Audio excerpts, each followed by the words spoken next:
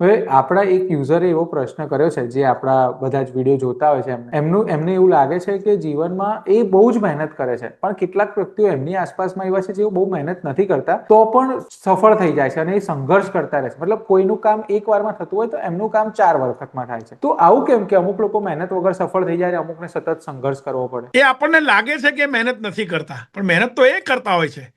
ખરી વાત એ છે કે જે લોકો મહેનત કરે છે ને સફળતા નથી મળતી એ લોકો સાચી દિશામાં મહેનત નથી કરતા અને લોકો ક્યાંક ને ક્યાંક શોર્ટ વે અપનાવવાનો પ્રયત્ન કરે છે. એટલે વાત એવી છે, હમણાં જ તમે પહેલા પ્રશ્ન પૂછ્યો કે ભાગ્ય અને ગ્રહો, તો તમારી પાસે ગ્રહો પણ સારા હોય, જો ભાગ્ય ના હોય તો કદાચ એવું બને, તમારી પાસે નસીબ ન હોય તો એવું બને કે તમને જલ્દી સફળતા ન મળે. પણ એટલું યાદ રાખજો કે કોઈ પણ પ્રકારનો શોર્ટ વે, કોઈ પણ પ્રકારનો ટૂંકો રસ્તો અપનાવ્યા વગર તમે સાચા રસ્તે જો મહેનત કરશો તો ચોક્કસ તમને સફળતા મળશે અને મળશે.